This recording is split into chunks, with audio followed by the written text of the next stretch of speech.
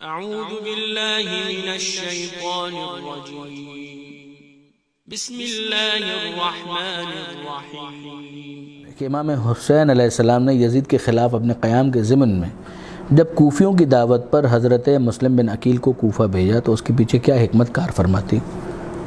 امام مظلوم نے خود اس حکمت کو بیان کیا ہے جو جناب مسلم بن عقیل کی روانگی سے پہلے اور جناب مسلم بن عقیل کی روانگی کے موقع پر جو انہوں نے خط تحریر کیا ہے اس میں آپ دیکھیے کہ میں یعنی مقصد یہ تھا اگر خلاصتاً بیان کیا جائے کہ میں مسلم بن عقیل کی رپورٹنگ پر فیصلہ کروں گا کہ مجھے کہاں اسٹیشن کرنا ہے، مجھے کہاں آنا ہے، مجھے کوفہ آنا ہے یا نہیں آنا.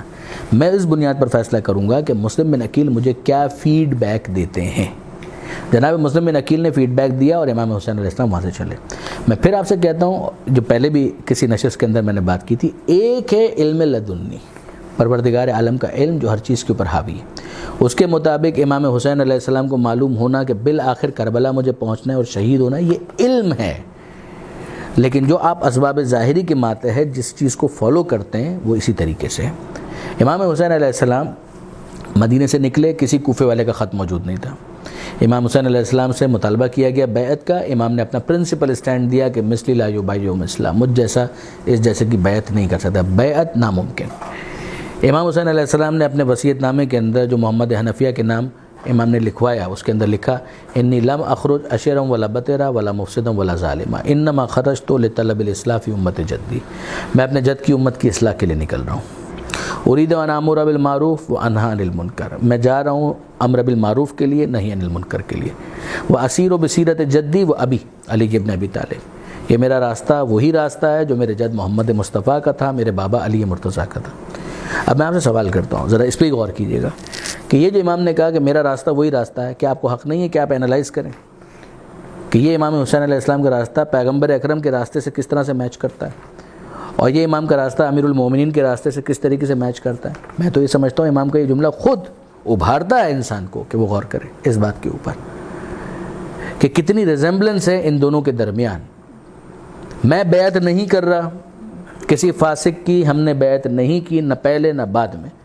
یہ خود امیر المومنین کے حوالے سے بہت کلیئرٹی فراہم کرتا ہے، پیغمبر اکرم کے حوالے سے بہت کلیئرٹی فراہم کرتا ہے. پھر اس کے بعد اب میں نکل رہا ہوں.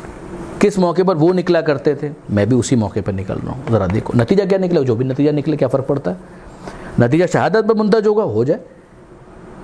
یہ علم پروردگار میں پہلے سے تھا جس کی خبر دے دی گئی تھی کہ اس موقع پر جو حالات پیدا ہوں گے اسباب ظاہری کے تحت جو آپ کام کریں گے وہ آپ نے کرنا ہے، مگر اس کا رزلٹ یہ نکلے گا. کیا اس میں پرابلم ہے؟ پروردگار سورہ یاسین کے اندر کہتا ہے لقد حق القول علی اکثرہم، اے حبیب ہم نے آپ کو ان کے پاس بھیجا ہے مگر آپ پہلے سے سن لیجئے کہ جو ان میں سے اکثریت ہے وہ ایمان نہیں لانے والے، فہم لا یؤمنون. اس لیے کہ آپ جن کو نصیحت کر سکتے ہیں، آپ جن کو ڈرا سکتے ہیں وہ ہیں من اتبع الذکر و خشی الرحمن بالغیب، کہ جو نصیحت کا اتباع کرنے کے لیے تیار ہو، خشی الرحمن بالغیب، جس کے دل میں خوف خدا ہو. یقین کریں کہ یہ جملہ امام حسین عاشور کے دن کا ہے. یہی جملہ جب جناب زہیر ابن قین نے وہاں پر جا کر تقریر کی ہے، جناب زہیر ابن قین نے جا کر خطبے بہت ہیں عاشور کے دن، یہ کہہ دینا تو کتنی بڑی یعنی اوور سمپلسٹی ہے کہ امام حسین علیہ السلام کا کوئی مقصد نہیں تھا، قیام کا کوئی ہدف نہیں تھا، کوئی پرپس نہیں تھا. کیا بات ہے! یہ جو خطبے دیے جا رہے ہیں عاشور کے دن، امام حسین علیہ السلام کہہ رہے ہیں کہ تم ایک بات تو بتاؤ، کیا تم مجھے پہچانتے ہو کہ میں کون ہوں؟ خوب اچھی طریقے سے جان لو کہ میں کون ہوں. پھر اس کے بعد سوچو کہ مجھے قتل کرنے کی تمہیں کوئی وجہ ہو سکتی ہے؟ میں نبی کا نواسا ہوں، میں علی اور زہرا کا بیٹا ہوں، کیا تم میں سے کسی کو اس بارے میں شک ہے؟ میرے بارے میں میرے نانا نے یہ کہا ہے کہ میں اور میرا بھائی جنت کے جوانوں کے ساتھ. یہ امام کیوں کہہ رہے ہیں؟ اگر ان کو غور و فکر سے بالکل دور کرنا ہے، اگر شہادت اس طریقے کا کوئی مقصد ہے تو امام کو کوئی خطبہ نہیں دینا چاہیے تھا. سچی بات یہ کہ امام کو تو پھر تلوار ہی نہیں اٹھانی چاہیے تھی. پھر تو ہونا یہ چاہیے تھا کہ بھائی ٹھیک ہے آؤ، میں تو آیا ہی اس لیے ہوں کہ مجھے قتل کرو، ختم. نہیں، میرا پرپس کچھ اور ہے. اس پرپس کے نتیجے میں یہ قربانی بھی مجھے دینی پڑی تو میں دوں گا، یہ قربانی بھی مجھے دینی پڑی تو میں دوں گا. جو چیز امام حسین علیہ السلام کر رہے ہیں بہت واضح ہے. ایک نہیں، ایک سے زیادہ خطبے تو خود امام کے ہیں. واپس یہ والا خطبہ اینڈ وہیں پر ہوتا ہے جب سامنے سے کوئی کہتا ہے، وہ یہ کہتا ہے کہ آپ یزید کی بیعت کیوں نہیں کر لیتے، اور امام پھر کہتے ہیں ہاں تم یہ نہیں کہو گے تو کون کہے گا، ہاں تم تو یہی بات کہو گے، اور پھر امام اپنے اسی پرنسپل اسٹینڈ کو بیان کرتے ہیں، بیعت نہیں ہو سکتی، ناممکن ہے۔ امر بالمعروف اور نہی عن المنکر کا یہ انداز کہ جس کے اندر بیعت کے اوپر امام کا اسٹینڈ اس طریقے سے کلیئر ہو، یہ بہت بڑا کارنامہ ہے۔ جناب حر آئے تو جناب حر نے خطاب کیا، جناب حر آئے ہیں اس خطبے کے بعد، جناب حر آئے اور وہ امام کے ہاتھ پر توبہ کرتے ہیں، سب کچھ کرتے ہیں، پھر اس کے بعد انہوں نے خطبہ دیا، جناب حر کا خطبہ ہے، جناب زہیر ابن قین کا خطبہ ہے۔ جناب زہیر ابن قین کا خطبہ ہے تو امام نے اس کے اینڈ میں یہ بھی کہا کہ تم نے تو نصیحت کا حق ادا کر دیا، مگر نصیحت کا کوئی فائدہ بھی تو ہو، وہ جو میں آپ سے کہہ رہا تھا کہ اگر آپ اس کے ساتھ جوڑیں اس کو کہ نصیحت کا کوئی فائدہ بھی تو، تم نے تو نصیحت کر دی، جو کام کرنا چاہیے تھا تم نے کر دی۔ یہ نصیحت کرنا، یہ بات کو پہنچانا، یہ پیغام کو پہنچانا، یہ سب کچھ ہوا ہے کربلا کے اندر، بالکل ہوا ہے۔ جو امام حسین نے کہا تھا میں امر بالمعروف اور نہی عن المنکر کے لیے جا رہا ہوں، تو یہ آپ کنٹینیوسلی دیکھیے، یہ امر بالمعروف نہیں ہو رہا تو کیا ہو رہا ہے، یہ نہی عن المنکر نہیں ہو رہا تو کیا ہو رہا ہے۔ کوفیوں کی جو دعوت ہے اس کے اندر کہ امام حسین علیہ السلام اپنے اس مقصد کے ماتحت نکل چکے ہیں، کوفے والوں نے انوائٹ کیا ہے۔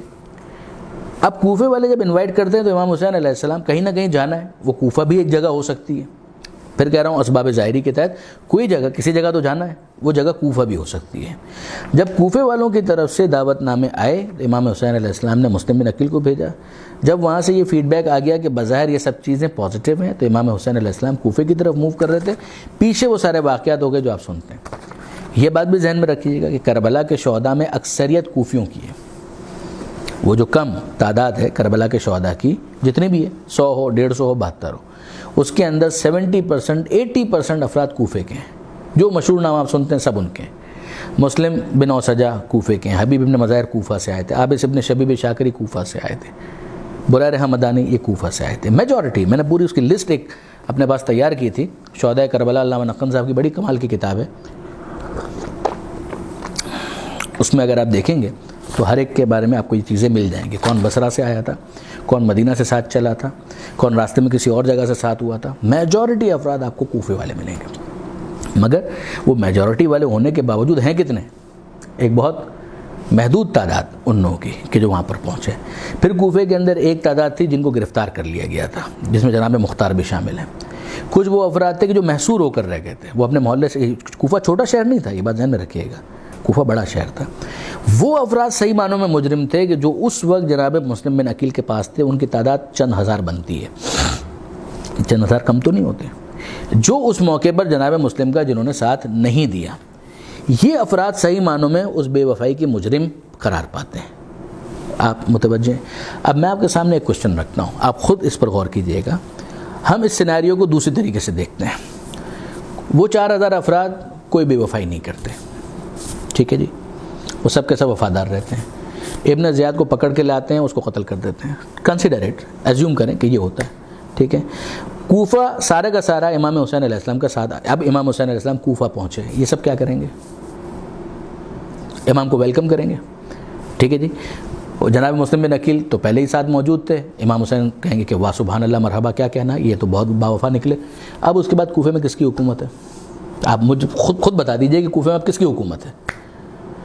آٹومیٹیکلی یہ امام حسین علیہ السلام کی حکومت کوفے کے اندر تو قائم ہو گئی۔ اب اس کے بعد کیا وہ وہاں پر جو شام میں یزید جو بیٹھا ہوا ہے وہ خاموش رہنے والا ہے؟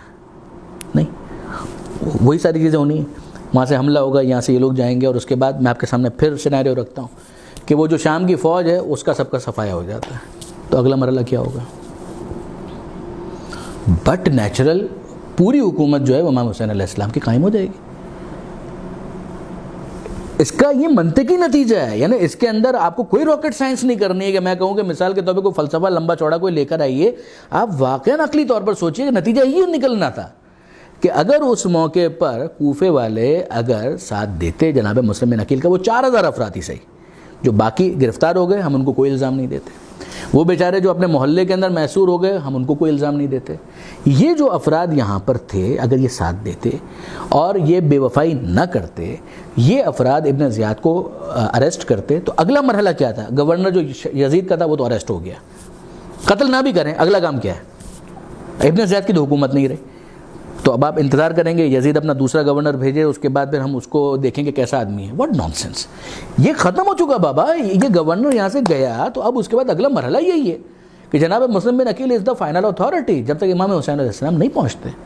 ونس امام حسین علیہ السلام آ جاتے ہیں تو کوفے والے جو ہیں وہ سب کے سب امام حسین علیہ السلام کے ہاتھ پر بیعت کرنی تھی انہوں نے، اور اس کے بعد بات ختم ہو جانی تھی. وہ سلسلہ بھی شام کے ساتھ چلتا. شام والے اگر ٹاپل ہو جاتا تو پوری حکومت اسٹیبلش ہو جاتی. یعنی اس میں جو میں آپ کے سامنے بیان کر رہا ہوں، آپ مجھے بتائیے کہ کوئی راکٹ سائنس ہے جو میں آپ کے سامنے کہہ رہا ہوں؟ ہونا ہی یہ تھا. علم پروردگار میں تھا کہ اس موقع پر یہ چیز مٹیریلائز نہیں ہو پائے گی، اور بالآخر اس موقع پر ایک شہادت رونما ہوگی جو شہادتوں کی سردار ہے، اور جو شہید ہونے والا ہے وہ سید الشہداء ہے. مگر آپ یہ کہیں کہ مثال کے طور پہ کوئی اور مقصد نہیں تھا. امر بالمعروف نہی عن المنکر کا کسی بھی معاشرے کے اندر آخری منطقی انجام صالحین کی حکومت ہے. یہ آپ غور کیجئے گا، میں آپ کو کوئی فورسفلی نہیں کہہ رہا، آپ خود اپنے طور پر غور کیجئے گا. ایک نبی آتا ہے لوط علیہ السلام اپنی قوم کے درمیان، وہ آ کر یہ کہتے ہیں کہ بھائی یہ تم لوگ غلط کام کر رہے ہو، تم شرک کر رہے ہو، غلط کام کر رہے ہو، یہ جو تم ہومو سیکسولیٹی اور گے سیکس کے اندر لگے ہوئے یہ غلط کام کر رہے ہو.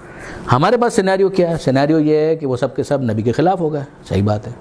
اگر آپ سینیریو بدل دیجئے، اف سینیریو پہ بات کریں، سارے کے سارے شریف ہیں، وہ کہتے ہیں کہ یار لوط علیہ السلام کتنی زبردست بات بول رہے ہیں، ہمارے اخلاق کو بھی درست کر رہے ہیں، ہمیں سمجھا بھی رہے ہیں، ہم کو تو شرک نہیں کرنا چاہیے. تو کیا کرنا چاہیے؟ ایک خدا کہ ہاں بھائی بالکل صحیح بات ہے، ایک خدا کی عبادت کرنی چاہیے. اچھا پھر اگلا مرحلہ، کوئی لوط علیہ السلام یہ غلط کام ہم لوگ کرتے ہیں، ہم کو منع کر رہے ہیں تو ہم کو نہیں کرنا چاہیے. سارے سدھر گئے. آپ اف پہ چلیے. پھر اس کے بعد جناب لوط علیہ السلام کے بعد وہ آ کر کہتے ہیں کہ اے نبی خدا، ہم سب کا علم ناقص ہے، ہمیں تو اتنا پتہ ہے، جو تھوڑی بہت چیزیں معلوم ہیں وہ تو ہم کر لیں گے. اب جب آپ ایک ایک چیز ہم لوگ غلط کرتے ہیں پھر آپ صحیح کرواتے ہیں، تو آپ ایک کام کیجئے، آپ ہی ہم کو بتائیے کہ ہم کو صحیح کیا کرنا ہے.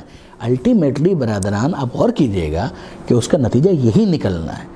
یہ میں آج کا کوئی آپ کے سامنے انالیسس بیان نہیں کر رہا، یہ میں پچھلے 20 سالوں پہلے تقریباً اس بات کو میں کنکلوڈ کر چکا ہوں، اپنے لیکچرز کے اندر بھی بول چکا ہوں کہ اگر آپ امر بالمعروف اور نہی عن المنکر اس کے سامنے ایک آئیڈیل سچویشن رکھ دیں، ایک ریزسٹنس ہے، اگر آپ اس کے سامنے ایک آئیڈیل سچویشن رکھ دیں کہ یہ بھی مانتا چلا گیا، یہ بھی مانتا چلا گیا، یہ بھی مانتا چلا گیا، یہ بھی مانتا چلا گیا، تو اس کا لازمی نتیجہ صالحین کی حکومت ہے، نبی کی، امام کی یا نائب امام کی حکومت ہے. اس کے علاوہ اور کوئی دوسرا اس کا نتیجہ نہیں نکلے گا، وہی نتیجہ اس کا بن جائے گا. تو یہاں پر بھی اگر آپ دیکھیں تو وہ بھی اس کا رزلٹ نکل سکتا تھا، نکلنا چاہیے تھا اگر کوفے والے بے وفائی نہ کرتے. اچھا اب آپ مجھے ایک اور بات بتائیے، یہ توابین کی تحریک کیا ہے بھائی؟ توابین توبہ کرنے والے، وہ کیوں توبہ کر رہے ہیں؟ امام حسین علیہ السلام شہید ہو گئے. اگر امام کا کوئی مقصد ہی نہیں تھا اور مقصد یہی تھا کہ بس وہ شہید ہو جائیں، معاذ اللہ، میں تو معاذ اللہ کے ساتھ ہی کہوں گا، شہادت کتنا بڑا رتبہ اور کتنا رفیع رتبہ امام کو ملا. مگر وہ مقصد جو امام حسین علیہ السلام کا تھا اس کو تو آپ کنسیڈر کریں کہ جس کے لیے امام نے یہ قربتاً الی اللہ یہ شہادت دی ہے. قربتاً الی جہاد، قربتاً الی اللہ، شہادت قربتاً الی اللہ. اور پھر اس کے بعد غور کیجئے کہ یہ ساری چیزوں کے ذریعے سے کیا ہونے جا رہا تھا، وہ امر بالمعروف نہی عن المنکر. یہ توابین توبہ کس چیز کی کر رہے ہیں؟ یہ کیوں توبہ کر رہے ہیں؟ if they had not done something wrong ان کو توبہ کرنے کی ضرورت کیا تھی؟ وہ آ رہے ہیں اور آ کر کربلا آ رہے ہیں، کربلا آ کر قبر امام حسین پر گر رہے ہیں ہزاروں کی تعداد میں، رو رہے ہیں، گریہ کر رہے ہیں، پیٹ رہے ہیں اپنے آپ کو. کیا وہ گریہ تھا جو تاریخ کی کتابوں کے اندر لکھا ہے توابین کا، جو آغاز تحریک میں ہے، جو انہوں نے گریہ کیا ہے؟ اب یہ کس بات کے اوپر کر رہے ہیں؟ کیوں کر رہے ہیں؟ اس لیے کہ یہ وہ چیز جو ہونی تھی نہیں کر پائے، جو ان کو کرنی چاہیے تھی. they should have done that. اس موقع پر جناب مسلم بن عقیل کا ان کو ساتھ دینا تھا. پھر اس کے بعد آپ ملحق کریں، وہ بھی بیچارے ساتھ میں شامل ہو گئے اس تحریک کے اندر کہ جو رسپانسبل نہیں تھے. سلیمان ابن سورد خزائی، اس غریب کا کوئی قصور نہیں تھا، وہ بھی آ گئے اس کے اندر، وہ بھی اس کو لیڈ کرنے لگے اس کے اندر. لیکن جناب سلیمان ابن سورد خزائی وہ بیچارے ان کی طرف سے کوئی کوتاہی نہیں ہوئی تھی. تو بہت سے ایسے بھی تھے کہ جو رسپانسبل نہیں تھے، وہ بھی اس تحریک کا پارٹ بن گئے. اور وہ جو بیچارے رسپانسبل تھے انہوں نے اس موقع پر گریہ کیا اور انہوں نے کہا کہ بھائی اب تک جب تک جان نہیں جائے گی تب تک ہماری توبہ قبول نہیں ہوگی. اور جان کیسے جائے گی؟ تو اپنے گلے پہ خود ہی چھری پھیر لو، نہیں لڑتے لڑتے مریں گے. اس موقع پر بھی انہوں نے کہا کہ لڑتے لڑتے مریں گے ہم تو. اور ہم یوں توبہ کرنا چاہ رہے ہیں کہ وہ کام جو اس وقت کرنا تھا at that particular given time, point of time پر ہم نہیں کر پائے. تو اگر آپ دیکھیں تو یہ تمام تر چیزیں آپ کو بتاتی ہیں کہ امام حسین علیہ السلام کے مقاصد تھے، امام کچھ کرنا چاہ رہے تھے، علم پروردگار میں پہلے سے یہ بات تھی کہ اس کا نتیجہ یہ نکلے گا اور پھر اس کی ایک امپیکٹ ویلیو بنے گی۔ یہ توابین کی جو تحریک ہے اس کے اندر اتنا جوش کہاں سے آ گیا؟ وہ شہادت کے بعد ہے، وہ شہادت کے نتائج ہیں جو اگلا سوال میں دیکھ رہا تھا اس کے اندر